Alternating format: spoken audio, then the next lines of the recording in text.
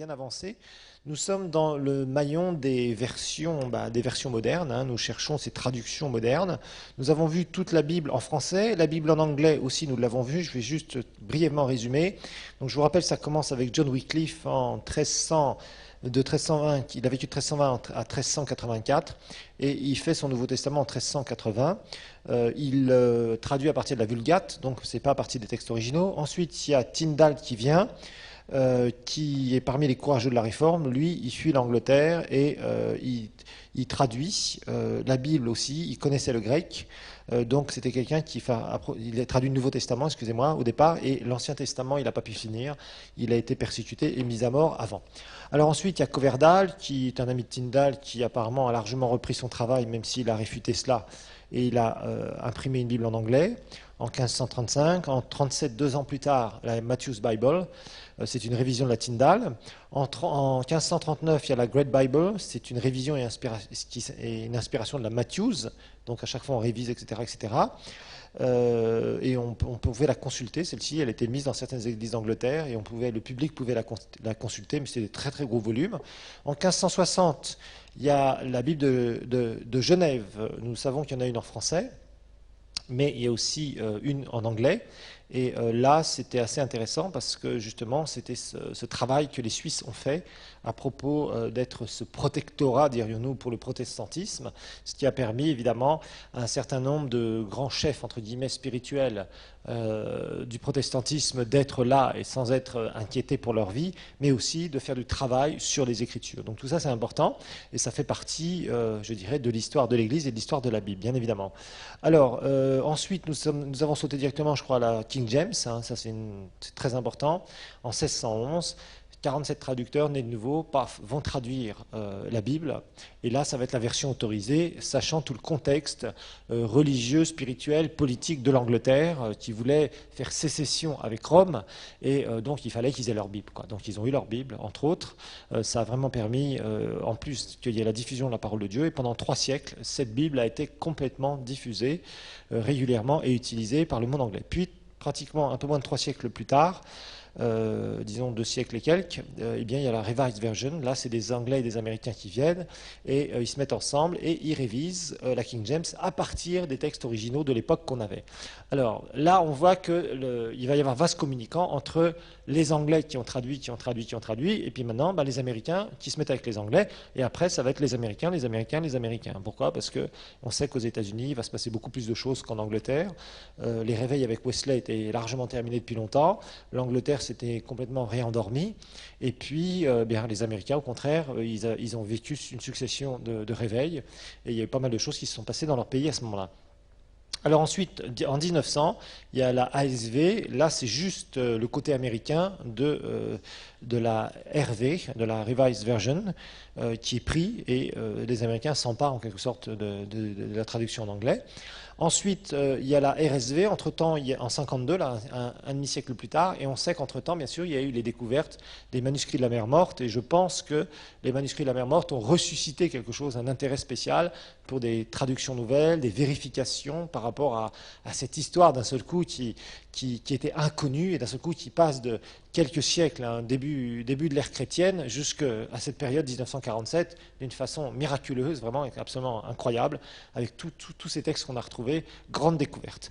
Alors, la RSV, c'était les cathos et les protestants, on a vu, Canada et USA d'ailleurs, qui révise la ASV, ça devient la Bible officielle de Church of Christ, cette grande dénomination aux États-Unis, dénomination évangélique. Ensuite, il y a la Amplified Bible, ça c'est très particulier aussi, je vous ai montré, hein, on fait ressortir sur un mot, on fait ressortir plusieurs fois le sens, enfin, d'une façon diverse, le sens du mot, c'est comment il est traduit d'une façon différente, entre parenthèses, juste après le mot qu'on veut mettre, comment on l'a traduit, on met entre parenthèses les autres sens, donc ça c'est très utile. La Bible de Jérusalem en anglais, en 66 aussi, là les cathos se remettent aussi à travailler sérieusement, entre autres. Alors il y a la NASB, qui est une révision de l'ASV en 71. Ensuite, il y a la Living Bible, un peu l'équivalent de la Summer en français, où on a une sorte de paraphrase. Et là, c'est vraiment pas du tout bon au niveau de la fidélité par rapport au texte original. Donc tout ça, ça va poser quelques problèmes, mais peu importe. En tout cas, elle a eu peu de succès, cette Bible, et franchement, elle était assez délaissée. Alors ensuite, je vous ai donné les deux dernières. Il y a la NIV qui est assez populaire, 13 dénominations différentes de pays anglophones, 5 nationalités représentées, des pentecôtistes aux branches les plus religieuses du protestantisme. En 1982, il y a la New King James Version. Alors 119 érudits se mettent au travail pour réviser la King James. Voilà. Donc ça, c'est l'histoire de la Bible en anglais. Je crois que depuis, il y a quelques autres trucs qui sont sortis, mais je ne suis pas bien sûr. Après, vous savez, c'est simplement des perfectionnements de droite et de gauche qui ressortent. Mais je dois dire qu'aujourd'hui, que ce soit en anglais, que ce soit en français, on est quand même très proche du sens de l'original. Donc, il n'y a plus trop de travail. Il n'y a pas une autre version qui va sortir, excusez-moi, qui va d'un seul coup révolutionner le christianisme. Ça, c'est pas le cas. C'est sûr qu'il y a quand même eu beaucoup d'améliorations entre, par exemple, la King James et puis les versions qu'on a aujourd'hui, les dernières versions, la NIV par exemple, ou la NKJV. Là, franchement, il y a quand même il y a une nette amélioration. C'est comme si on prenait la Bible d'Olivetan aujourd'hui et la Bible Louis II révisée. Ça, il y a une nette amélioration. Donc, dans tout ça, c'est sûr que on est arrivé quand même à des recherches très précises, on a consulté beaucoup de gens, il y a beaucoup de gens qui ont fait ce travail extraordinaire de nous donner un texte qui aujourd'hui, dans nos langues, sont relativement bien traduits, on peut le dire. Maintenant, c'est sûr qu'il y a toujours une imperfection. Je vous rappelle que pour moi, une traduction, c'est pas le relief. On a enlevé le relief, on nous donne une belle et grande image qu'on a devant nous, c'est très joli, on peut admirer le paysage, mais on ne l'a pas devant les yeux. Voilà, c'est la différence entre le texte original et la traduction. C'est pour ça qu'il est bien d'avoir quelques outils, hein, entre autres la Online Bible, et puis quelques dictionnaires appropriés, entre autres, de grec, entre autres, ou d'hébreu, bien sûr, pour l'Ancien Testament. Mais c'est surtout le texte grec qui nous intéresse le plus. Nous sommes sous la Nouvelle Alliance, il faut le dire. Dans l'hébreu, il y a des choses très intéressantes. Mais bon, parfois, il faut être un peu plus érudit. L'hébreu étant une langue quand même beaucoup plus complexe à connaître et à apprendre que le grec. Le grec étant assez facile, et c'est une langue aussi assez précise, il faut le dire. La plus grosse difficulté, c'est plutôt sur l'hébreu. Le grec, franchement, bon, sauf si vraiment les gens ne sont pas nés nouveaux, s'ils n'ont pas fait certaines expériences avec le Saint-Esprit, c'est sûr que dans ces cas-là, on ne peut pas trop, je dirais, c'est tout un problème parce que bon, les gens ont tendance à mettre leur propre interprétation quand ils voient un texte. Par contre, quand les gens sont vraiment remplis du Saint-Esprit, qu'ils ont fait certaines expériences avec Dieu et qui sont parmi les traducteurs, en général, dans le Nouveau Testament, il n'y a pas trop de problèmes de mauvaise traduction. Bon, il y a des choses parfois qui ne peuvent pas faire ressortir pleinement le texte original, mais ça reste quand même, je dirais, tout à fait honorable. Maintenant, on peut savoir plus si on a accès aux textes originaux, ça on est d'accord. Par contre, dans l'hébreu, il peut y avoir de sérieuses divergences, parce que l'hébreu est une langue beaucoup plus vague. Le grec est une langue très précise. Donc pour le Nouveau Testament, il n'y a pas eu trop de problèmes. Sur le travail du Nouveau Testament, je vous dis, hormis les gens qui n'étaient pas remplis du Saint-Esprit, qui n'avaient pas fait certaines expériences, ça a posé des problèmes sur certains textes. Mais sur l'hébreu, par contre, des fois, il y a des sacrées divergences. Quand vous lisez certaines traductions, à certains moments de l'histoire de la Bible, puis d'autres traductions, des fois vous verrez qu'il y a des sérieuses différences entre les deux textes. Alors une dernière remarque sur les traductions de la Bible. Dernière remarque sur les traductions de la Bible. Il y a 3000 missionnaires environ qui ont traduit la Bible. 3000 missionnaires qui ont traduit la Bible dans des langues étrangères. 3000 missionnaires qui ont traduit la Bible dans des langues étrangères. Et parfois même, ces langues n'étaient même pas écrites, c'était des langues parlées. Donc ils ont dû d'abord apprendre aux peuplades comment écrire leur langue. Vous imaginez, il y a certains peuples sur la terre qui n'avaient qu'un langage parlé, qui n'avaient pas de langage écrit. Et directement, il y a certains missionnaires qui ont dû et qui ont appris à ces peuplades à écrire, à mettre par écrit. Comment ça se prononçait, on mettait par écrit, et c'est eux-mêmes, c'est certains de ces missionnaires qui ont quasiment fait créer une langue écrite, à partir donc d'un langage parlé. Et après, ils ont pu effectivement traduire la Bible dans ces différents langages. Alors imaginez-vous le travail, et puis au départ, c'est un travail qui est souvent pas bien fait, qui fait mal ressortir le sens de certaines choses, etc., etc., etc. Et ceci pose souvent des problèmes, il faut le dire. D'accord ? Donc il y a eu vraiment énormément de travail. On peut dire qu'aujourd'hui, la Bible est traduite quasiment dans tous les langages connus de la Terre. à peu de choses près, sauf vraiment des petites peuplades de droite et de gauche qu'on peut retrouver dans certains coins retranchés au milieu de forêts complètement perdues et inaccessibles, peut-être d'Amazonie ou certains coins comme ça. Mais en général, tout le monde a accès sur la Terre à la Bible dans le langage qu'il connaît. Vraiment, ça c'est à peu près à peu de choses près. Donc on voit vraiment cet aspect de maillon, hein, de cette chaîne de transmission. On voit vraiment que avec tout ce qu'on a, tous les éléments qu'on a, on peut vraiment dire que au niveau de la Bible, c'est quelque chose que le texte que nous avons, c'est vraiment le bon texte. On n'a vraiment pas de souci à se faire. Avec tout ce qui a été recoupé dans tous les sens, tout ce qui a été fait, tout ce qui a été préparé, tout ce qui a été découvert dans les temps divers, etc., toutes les traductions, les reprises de textes, etc., des siècles, etc., on peut être sûr d'une chose, c'est que notre texte ici, c'est le bon texte. On n'a pas de souci à se faire. On n'a pas des écoles différentes en se disant non, il y a des gens, par exemple, le prophète Ésaïe, finalement, il n'y a que 3 chapitres, ou sur l'évangile de Jean, eh bien non, il y a 15 chapitres, etc. Non, on ne peut pas dire ça. Ou tel et tel chapitre, ça n'a rien à voir de l'un vis-à-vis de l'autre. Toutes les écritures qui ont été recoupées, à très très peu de choses près, n'ont pas d'erreur les unes vis-à-vis des autres. Vraiment à très peu de choses près. Donc c'est pour ça qu'on a réussi à avoir et qu'on a ce textus receptus là qui permet à chaque fois de récupérer et de se mettre donc dessus pour traduire. Il y a des choses qui s'appellent des interlinéaires. Vous l'avez vu aussi dans dans l'interprétation de la Bible, où on a des livres où on a un mot grec et en dessous on a un mot soit français, soit anglais. En général, c'est les anglophones qui ont beaucoup travaillé là-dessus.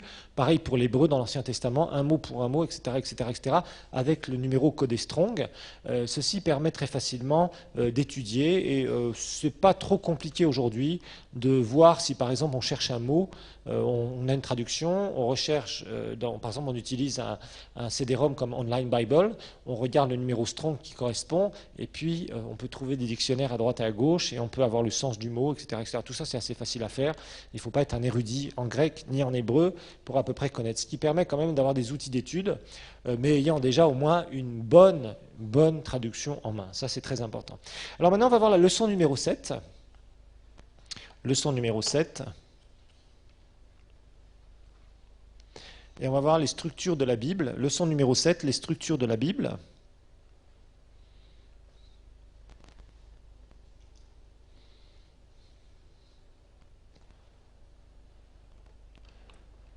Les structures de la Bible. Alors on va brièvement rappeler. Ancien Testament, je vous rappelle qu'il y a 39 livres. Nouveau Testament, 27.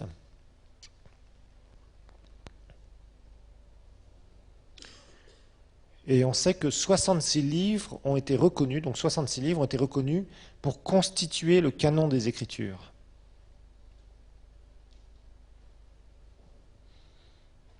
« 66 livres ont été reconnus pour constituer le canon des Écritures. Mais, il faut le dire, il y a deux types d'écrits. Deux types d'écrits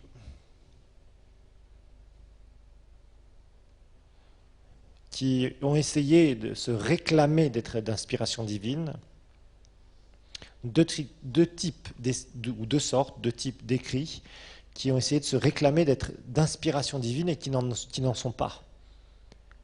Qui n'en sont pas.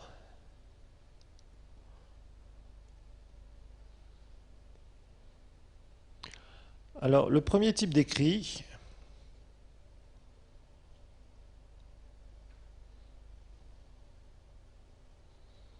nous le savons, ce sont les apocryphes. Apocryphes.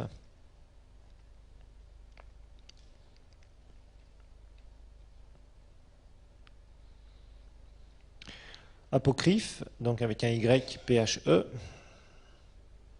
Alors les apocryphes, ça veut dire en fait, ça vient d'un mot grec qui veut dire caché, un écrit caché. Apocryphe, ça veut dire un écrit caché. Un écrit caché.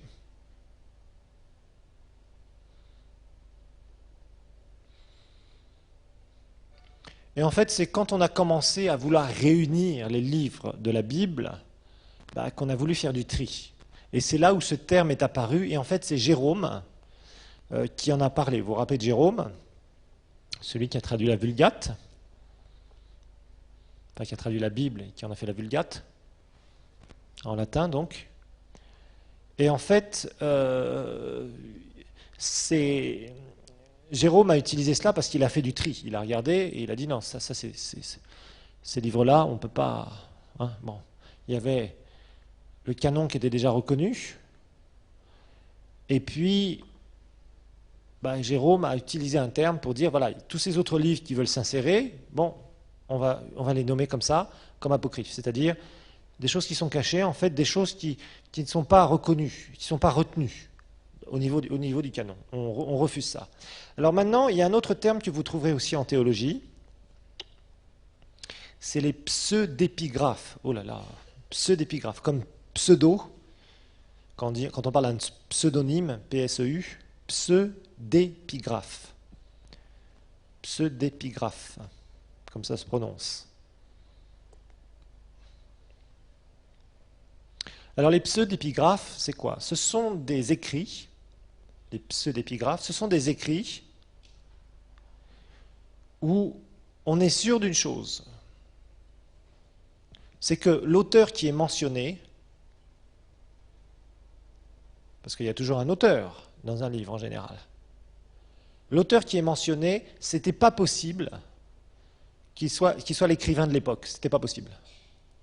C'est-à-dire on a des preuves, de par l'histoire, de par la culture, on sait que c'est clair, c'est pas la personne qui est nommée comme étant l'écrivain du livre qui est vraiment l'auteur, c'est pas possible.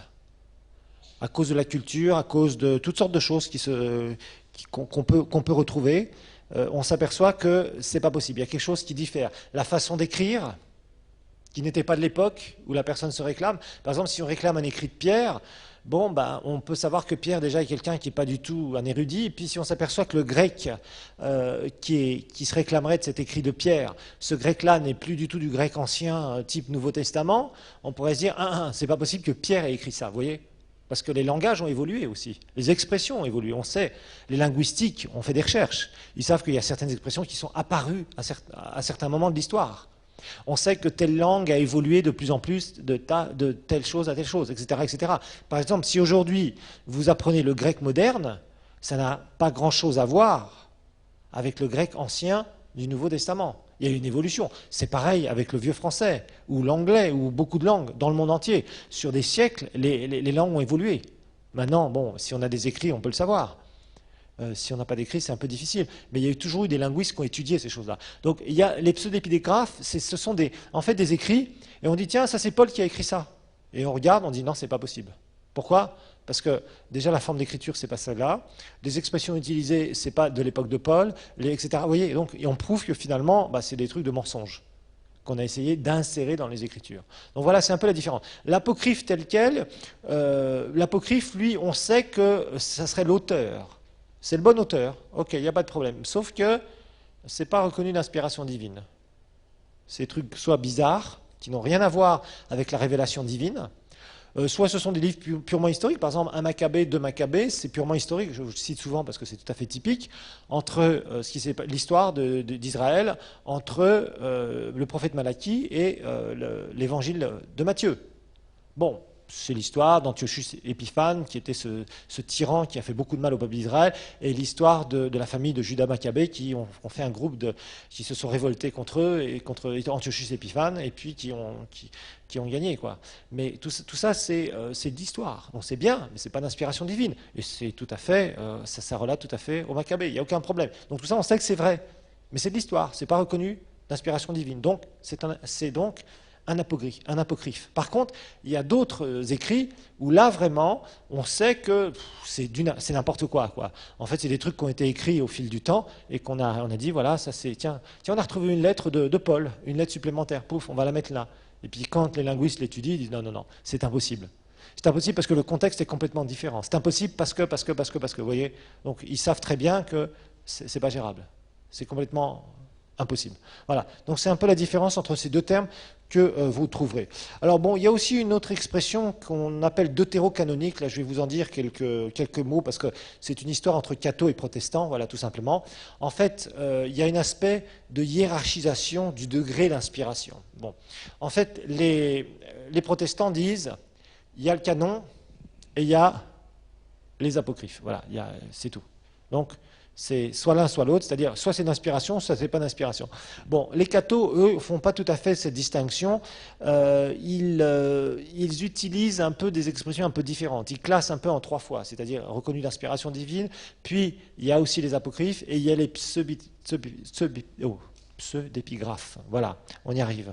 Voilà, donc il y a des choses comme ça qui ressortent un petit peu. Alors bon, je ne vais pas trop vous compliquer les choses. Mais sachez que bon, si vous êtes intéressé par ce genre de théologie, n'hésitez pas, vous allez sur Internet, vous tapez pseudépigraphe, vous tapez apocryphe et vous aurez tout ça. Alors, dans l'Ancien Testament, je vais vous dire, par exemple, vous allez sourire certainement, je vais vous donner une liste comme ça, hein, c'est juste à titre indicatif, mais pour vous dire, la liste des livres apocryphes de l'Ancien Testament, on parle de 3 Esdras, 3e livre d'Esdras, alors 2 Chroniques et Néhémie, avec en plus des légendes au sujet de Zorobabel. Il y a 2 Esdras ou Apocalypse d'Esdras.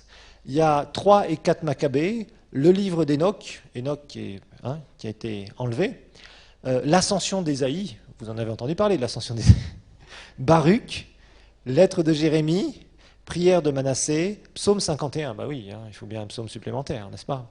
Il y en a que 150. Et la sagesse de Salomon. Siracide, certains vous l'avez peut-être étudié en littérature, Judith, et puis il y a des additions à Esther et le roman de Tobit. Voilà, de Tobie, pardon. Ça, c'est des livres qu'on trouve à droite, à gauche, hein, qui ont été récupérés à droite, à gauche, et qui ont essayé d'être insérés dans la Bible. Alors, il y a toutes sortes de trucs là-dedans, épouvantables, hein, je vous avoue franchement. Alors, par exemple, les évangiles. Alors, les évangiles, je crois que c'est la liste, une des listes, par rapport aux 4 évangiles, je crois que c'est la liste la plus longue. Il y a l'évangile de Thomas, l'évangile de l'enfance de Thomas, qui raconte des légendes relatives à l'enfance de Jésus. Je ne sais pas si vous avez entendu parler d'une légende qui dit que quand Jésus était petit, il prenait du sable dans ses mains comme ça, il faisait comme ça, et quand il ouvrait ses mains, il y avait des petits oiseaux qui sortaient. Il y a des histoires comme ça. Vous savez, ça existe, hein, toutes sortes de trucs qui ont été racontés. Alors, un évangile des enfances en arabe, je ne sais pas trop ce que c'est. Un évangile d'enfance pendant la fuite en Égypte. Le proto-évangile de Jacques. L'évangile de l'enfance de Marie. L'évangile de Marie-Madeleine, l'évangile du pseudo-Matthieu, l'évangile de Nicodème, hein, il faut bien, l'évangile de Barthélemy, l'évangile de Pierre, l'évangile de Philippe, l'évangile du Seigneur écrit par Marcion à partir d'une compilation de Luc et de Paul et de Marc, l'histoire de Joseph le charpentier, alors l'évangile des 12 et l'évangile de Judas. Voilà, donc si vous voulez des évangiles, vous êtes servis. C'est grave. Toutes sortes de trucs comme ça. Alors, les épîtres. 3e épître aux Corinthiens. Épître des apôtres. Épître de Barnabé. Alors, tout ça, ça peut être écrit dans différentes langues. Hein. Par exemple, la 3e épître de Paul, ils ont écrit en grec. Celle des apôtres, c'est en copte, c'est-à-dire en copte éthiopien. Barnabé, Égypte, mais c'était en latin à l'époque. Alors, épître de Pilate à Tibère, en latin. Épître de Paul aux Alexandrins, épître de Pierre à Philippe, en langage copte, épître aux Laodicéens, en arabe et latin, lettre de Paul et de Sénèque, latin, épître de Tite, latin, épître du Christ tombé du ciel, en grec. Vous voyez ce genre de trucs, quoi. Il y a des trucs incroyables. Hein. Attendez, les actes. Vous allez voir les actes. Les actes d'André, les actes et martyrs d'André, actes d'André et de Matthieu, actes de Barnabé, et martyrs de Barthélemy, actes de Jean le théologien, histoire de Joseph le charpentier, livre de Jean sur la mort de Marie. Alors, quoi d'autre? Après, il y a les actes et martyrs de Matthieu, actes de Paul et Thècle, je ne connais pas Thècle, actes de Pierre et André. Vous voyez, il fallait qu'il y en ait un qui écrive Pierre, et après André a écrit avec Pierre. Actes de Pierre et Paul, actes de Pierre et des 12 apôtres, il n'y en avait plus que 11 au départ, actes de Philippe. Alors, acte de Philippe, c'est un rapport de Ponce Pilate à Tibère, la mort de Pilate, acte de Thaddée et acte de Thomas. Donc, vous avez des actes. Ensuite, les apocalypses. Alors, ça aussi, ça a beaucoup plu. Il y a toutes sortes de trucs incroyables. L'apocalypse d'Adam. Ah, il faut bien commencer par le commencement.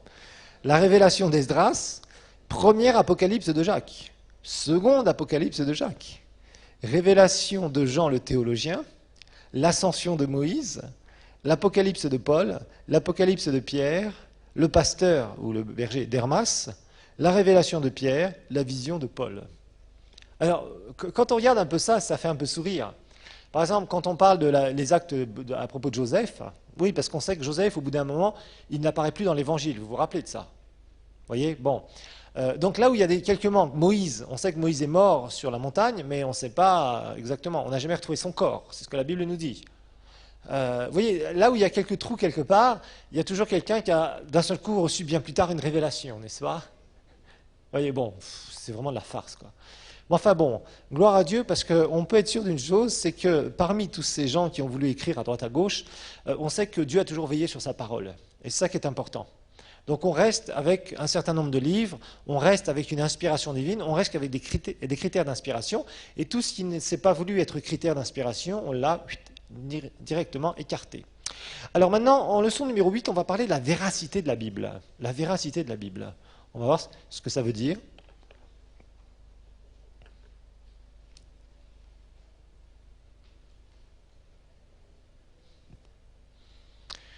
Parce qu'évidemment, il ne faut pas se faire d'illusions, le diable a utilisé plusieurs tactiques. Et c'est là où l'Église doit apprendre à se défendre. Rappelez-vous que la première tactique du diable pour freiner l'Évangile, c'était quoi? La persécution. Boum. On veut mettre à mort au maximum les chrétiens, comme ça ils vont se taire. La toute première chose que le diable a essayé de faire, d'abord, c'était d'éliminer Jésus, bien sûr, nous le savons. Mais depuis que l'Église est née, la première tactique, comme Jésus était ressuscité, là, le diable s'est retrouvé coincé, et sérieusement coincé. Là, il a fait une sacrée gaffe ce jour-là. Il aurait mieux fait de se fouler le pied, se casser le pied. Et en fait, il a utilisé la persécution. Et plus les gens étaient persécutés, plus l'Église était pure, nous l'avons vu, et aussi plus elle se répandait. Rappelez-vous que la persécution a amené une Église à naître, Antioche, tout au début de l'histoire de l'Église, entre autres. Puis plus les gens étaient persécutés, plus ils fuyaient. Plus ils fuyaient avec quelqu'un en eux, et avec un message, Jésus. Donc l'évangile se répandait. Alors il a essayé les fausses doctrines, bien sûr, mais après il va essayer la religion. On voit que l'Empire romain devient quoi? Devient l'Empire chrétien. Bon, et tout le monde se fait chrétien, et là, on commence à enlever la véracité du message de l'évangile, c'est-à-dire qu'on enlève ce qui fait la puissance de l'évangile, c'est-à-dire la croix, réellement, le salut par la foi, le salut par la grâce. Et on prêche un salut par les œuvres, etc., etc. Et là, on se retrouve avec un évangile qui n'est plus répandu. Et pourtant, on parle de christianisme. On parle d'église partout. Mais les gens ne sont pas sauvés. En tout cas, très très peu sont sauvés à cette époque-là. Puis il vient, se réveille au niveau du mouvement protestant. D'un seul coup, les gens réalisent, à travers de Luther, nous le savons, Calvin aussi, puis la réforme ça s'enflamme de partout, etc., etc. Et là, il y a une résurgence de quoi? De la parole de Dieu. On veut rediffuser à nouveau la parole de Dieu. Imaginez-vous, ça faisait des siècles et des siècles que la parole de Dieu n'était plus diffusée. Constantin a commencé à diffuser la parole de Dieu. Vous vous rappelez que Constantin a commandé 50 exemplaires de la Bible à l'époque. Mais quand les cathos sont vraiment devenus une religion pure et qu'on tout chapeauté, à partir de Rome, quand il y a eu le pouvoir papal qui était très fort, là, les écritures, c'était seulement dans les monastères, seulement au niveau du clergé. Donc le peuple n'avait pas accès aux Écritures, et ça pendant des siècles et des siècles et des siècles, pendant plus d'un millénaire, imaginez-vous. Ensuite, d'un seul coup, on a des traductions à nouveau. Et la Bible va commencer à se répandre d'une façon incroyable. Et là va venir un autre mouvement. C'est un mouvement, enfin ce sont des mouvements qui vont commencer à contester. Rappelez-vous que tant que tout était entièrement, tout, catho partout, personne ne pouvait dire quoi que ce soit. On n'avait pas le droit d'émettre une opinion différente sur Dieu que ce qui était catholique et conforme à l'Église catholique. Quand la réforme va arriver, en même temps que la réforme, il y a aussi des gens qui ont dit « moi, je suis ni catho ni protestant, j'ai envie de dire ce que j'ai envie de dire ». Bon, on sait qu'il y a ce mouvement de la Renaissance en Europe qui est là, où c'est un libre cours à la pensée. Et là, il y a les arts, bon, ça c'était pas mal. Il va y avoir aussi toutes sortes de trucs qui ne sont pas très clairs. Le rationalisme, il va y avoir la contestation de pas mal de choses, etc., etc., etc., etc. Et en fait, là, il va y avoir des mouvements qui vont essayer de quoi faire? Ils vont essayer de contrecarrer et de démolir la Bible. Rappelez-vous, il y avait une image amère, il faut le dire, que les gens avaient. Ils avaient vu avec le XVIe siècle, XVe, XVIe siècle, l'Église catholique avait trop abusé, le pouvoir papal qui avait trop abusé, et tout ce qui était Dieu était lié au catholicisme de l'époque. Donc, mauvaise image qui était donnée. Et là, les gens ont commencé à se dire non, c'est pas possible. Donc, si on nous parle de Dieu, on reliait Dieu seulement au catholicisme. Donc, les gens disent tout ça, c'est des histoires, vous le savez bien. C'est pour ça que les gens maintenant ne veulent plus parler de religion, de ceci ou de ça. Vous voyez. Donc, il y avait tous ces mouvements. Et de ces mouvements-là ont émergé donc différents courants de pensée qui ont remis en question la parole de Dieu. Et là, on va voir qu'il va y avoir des courants de pensée philosophiques qui vont s'introduire parmi des intellectuels, dans des universités, parmi des cercles politiques, parmi toutes sortes de cercles divers, sociaux, qui vont remettre en question la véracité, ce qu'on appelle de la parole de Dieu. Alors, la véracité, qu'est-ce que ça veut dire? Notez que la véracité, ceci veut dire que la Bible, la véracité de la Bible, bien sûr, que la Bible est pleinement vraie. Ceci veut dire que la Bible est pleinement vraie, honnête. La véracité de la Bible, ça veut dire que la Bible est pleinement vraie, honnête et précise dans ses faits, que la Bible est pleinement vraie, qu'elle est honnête, qu'elle est précise dans ses faits et qu'elle est en accord avec la vérité.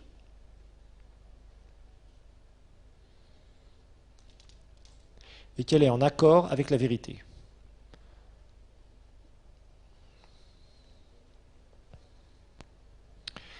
Alors, on va voir différents mouvements, donc grand A, différents mouvements.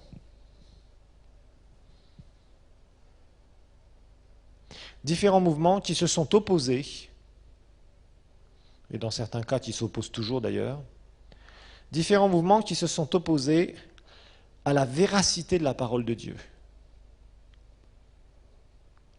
Différents mouvements qui se sont opposés à la véracité de la parole de Dieu.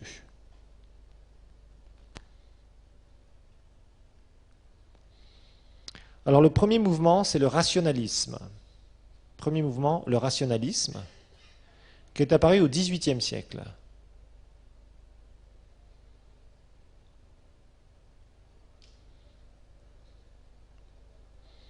Le rationalisme, qui est apparu au XVIIIe siècle, la définition c'est quoi? Le rationalisme,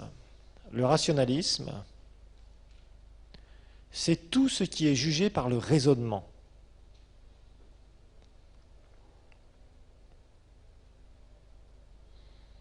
Donc le rationalisme, c'est tout ce qui est jugé par le raisonnement. C'est-à-dire qu'on va rejeter les miracles, on va rejeter tout ce qui est surnaturel. On rejette les miracles.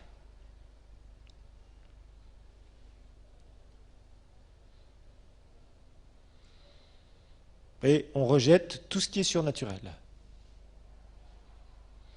Alors par exemple, il y a des gens qui ont dit, eh bien, en fait, vous ne savez pas, l'histoire de Moïse, ça c'est pas un miracle. Parce que les Israélites, quand ils ont traversé la mer Rouge, à cet endroit-là, il n'y avait que 50 cm d'eau. Donc c'est pas un miracle, on le sait. Et il y a un prédicateur un jour qui a entendu ça, et il a dit, oui, si ce que vous dites c'est vrai, alors Dieu a fait encore un plus grand miracle, parce qu'il a réussi à noyer l'armée la plus puissante du monde de l'époque dans 50 cm d'eau. Vous voyez? Donc, il y a franchement des gens, ils disent n'importe quoi. On sait très bien qu'à cet endroit-là, il y a beaucoup d'eau, effectivement, et que Dieu a fait un vrai miracle. Donc, vous voyez, il y a eu toutes sortes de choses, mais ils ont tout remis en question. Dans ces mouvements-là, on va voir, ils ont tout remis en question. On va écouter, on va voir quelques trucs, je vais vous donner quelques exemples. Donc, en fait, c'était vraiment un mouvement anti-religieux. Mais ça, c'est une contre-réaction aux abus du clergé. Donc, notez bien que c'est une contre-réaction de la part des intellectuels à l'époque contre les abus du clergé. Il y avait vraiment des abus, comme je vous le disais, on était à une époque où on voulait faire payer à l'Église ce qu'elle avait fait. Donc c'était vraiment une contre-réaction. Donc on reniait l'authenticité de la Bible, des miracles de la Bible, On disait non, non, non, tout ça, ça c'est... Et c'était vraiment une réaction. Voilà. L'Église avait abusé, et c'est vrai que, je dirais, avant la Réforme, l'Église a été trop loin. Après, ils se sont calmés. L'Église catholique s'est calmée. Après, ils ont fait je vous rappelle qu'ils ont fait certains conciles, ils ont commencé à regarder ce qui pouvait changer, etc., etc., parce qu'ils s'étaient aperçus que quand même, ils avaient été trop loin. Il y avait eu des abus, c'était clair. Il y avait une mauvaise réputation, et ils le savaient. Ce n'était pas quelque chose qu'ils pouvaient cacher encore. Donc, ces intellectuels-là, eh bien, ils ont dit non. Vous voyez, ces gens-là, ils parlent de Dieu. C'est eux qui nous ont appris Dieu. Vous voyez, et c'est ça le gros travers. C'est pour ça que je suis tellement opposé à la religion. Le gros travers de la religion, c'est que ça vous projette une image de Dieu que le monde accepte en général, mais cette image est fausse. C'est cette image qui vous amène en enfer. C'est ce que les religions font. Toutes les religions vous projettent une image de Dieu, ou des dieux, au pluriel, ça dépend desquels. Mais qui est fausse, mais qui est acceptable aux yeux du monde en général. Les radios, les télés vont regarder cette image et en disant, bon, ouais, c'est vrai, ils font des choses pas mal, ces gens-là. Ils aident les veuves, ils aident les orphelins, ils donnent à manger aux affamés, etc., etc. Donc, c'est des gens, bon, ça va, ils ont fait ça, on les reconnaît comme tels, ils aident les sans-abri, ils aident... Bon, tout ça, c'est bien, mais tout ça, ça ne mène pas au ciel, là. Vous voyez? Et c'est ça le grand danger des religions. Les religions, c'est vraiment un placebo, terrible. On pense prendre un médicament pour guérir, et en fait, on va mourir en enfer. C'est un drame. Les religions, c'est un drame. Je vous assure, c'est un drame, les religions. C'est vraiment un instrument satanique. Il faut dire ce qui est. Quand les gens marchent dans les religions, les gens courent en enfer. Parce qu'ils ne sont pas nés nouveaux. Et ils pensent être dans la vérité parce qu'ils pratiquent quelque chose où il y a Dieu dedans. Parce qu'ils ont envie, ils croient en Dieu, quoi, d'une manière générale. Donc c'est pour ça qu'il faut... Alors eux, c'était le contraire. Ils ont dit, voilà, c'est ces gens-là qui nous ont projeté l'image de Dieu. Donc tout ce qui est Dieu, c'est associé à ce qu'ils nous ont dit. À tout ce que cette Église nous a dit. Donc on va prouver, allez, on va prendre leur livre là, ah la Bible, alors, mais ça c'est, vous imaginez, ils nous racontaient des histoires comme ça, et ils remettaient tout en question. Et ça c'est un mouvement évidemment qui a fait beaucoup de mal, mais bon, ça a été une contre-réaction humaine, évidemment satanique, nous le savons, parce qu'en même temps, il y avait la vérité qui commençait à transpercer à nouveau, les Bibles commençaient à se répandre, et évidemment, Satan voulait absolument faire un courant qui allait empêcher quoi que ce soit, je dirais, à l'Évangile de pouvoir progresser d'une manière générale. D'accord? Alors, il faut le savoir, hein, le rationalisme fait partie de notre éducation, hein, il n'y a pas de secret. Hein. Partout, si vous lisez des livres de science, si vous lisez des livres de droite et de gauche, on s'arrangera toujours, même si vous ne le voyez pas trop, au travers des informations que vous recevez de droite et de gauche, il y a du rationalisme partout. Bon, Dieu nous a donné une intelligence, il ne faut pas la mettre à la poubelle, parce que là aussi, il y a des gens qui disent, non, non, non, moi je ne marche que par l'esprit. Oui, d'accord, tu marches par l'esprit, mais aussi tu as affaire sur cette terre. Et il ne faut pas que tu fasses n'importe quoi. Et ça, il y a des gens comme ça qui sont des contre-témoignages, parce qu'ils ne savent même pas gérer, dans le bon sens du terme, leur vie. Et ça, c'est un drame. Vous voyez? Dieu nous a donné une intelligence, il faut savoir s'en servir, mais il ne faut pas que l'intelligence, le raisonnement, soit au-dessus de la révélation de Dieu.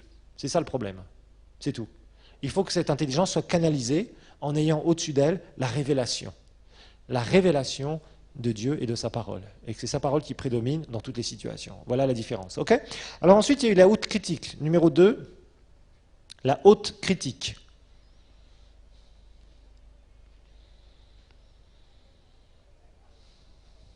Alors la haute critique, c'était plus un mouvement théologique, entre guillemets.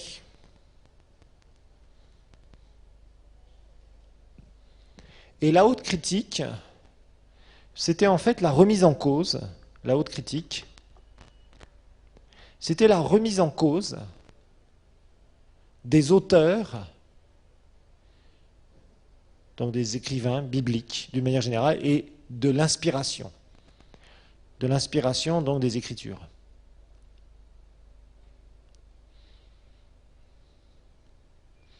Donc remise en cause des écrivains bibliques et de l'inspiration des Écritures en général. Alors, là, tout est passé à la moulinette. On a pris tous les livres de la Bible, et les uns après les autres, ils les ont dénigrés. Par exemple, ils ont dit Moïse. Mais comment est-ce que Moïse a pu écrire la Genèse? Est-ce que Moïse était un contemporain d'Adam? Mais non, on le sait, il l'écrit lui-même. On le sait. Il se dénigre lui-même, puisqu'il ne connaissait pas Adam. Comment est-ce qu'il pouvait écrire quelque chose sur Adam, alors qu'il n'était même pas vivant à l'époque? Donc, Moïse n'a pas pu écrire la Genèse. Il n'était pas là encore. voyez, donc on commence à remettre en question ça. Ésaïe, alors sur Ésaïe, il y a eu beaucoup de choses. Parce qu'Ésaïe, en fait, il a écrit en plusieurs fois. Donc il y a eu plusieurs livres d'Ésaïe, en quelque sorte, qui ont constitué le livre du prophète Ésaïe. Parce que Ésaïe, c'est le prophète qui a exercé son ministère le plus longtemps. Ésaïe a vécu très longtemps. Et Ésaïe a eu à plusieurs reprises différentes facettes de la révélation de Dieu. Donc il a fait ça sur différents écrits. Et alors, il y a des gens qui ont dit, mais non, c'est pas possible. Donc, nous avons le livre 1 d'Ésaïe, le livre 2 d'Ésaïe, le livre 3, je crois qu'il y avait 4, si je ne me trompe pas. Et en fait, ce qui s'est passé, c'est que les gens ont dit, non, c'est pas du même auteur. Donc si ce n'est pas du même auteur, c'est certainement quelqu'un qui a rajouté quelque chose. Donc comment voulez-vous que leur Bible soit, qu'on puisse croire dans leur Bible? Vous voyez, donc ils ont commencé. Alors après, on a commencé à éplucher aussi les livres du Nouveau Testament. Luc, non, c'est pas possible qu'il ait pu écrire ça, vu le langage qu'il a utilisé. Marc, etc. etc. Ils ont tout remis en question, voilà. Volontairement, si vous voulez. Donc il y a une sorte de haute critique, ce qu'on a appelé, et franchement, bon, ça aussi, ça n'a pas fait de bien à l'époque. Il faut dire ce qui est. Dans ces époques-là, parce que on a cherché à dénigrer constamment l'authenticité de la Bible, la véracité de la Bible, on a cherché à dénigrer donc ses auteurs, on a cherché à dénigrer les événements, on a cherché à dénigrer les périodes où ça a été écrit, etc., etc., en fait pour mettre le doute, pour semer le doute. Le doute. Vous savez très bien que le diable veut faire toujours une chose, c'est semer le trouble, semer le doute. Ça, c'est quand il peut avoir de l'eau qui commence à être un peu trouble, il est content parce que les gens commencent à beaucoup moins voir les choses et d'un seul coup, ça se termine mal. Voilà, c'est simplement comme ça qu'il fonctionne la plupart du temps. Il n'aime pas les choses qui sont claires. Voilà pour ce cours.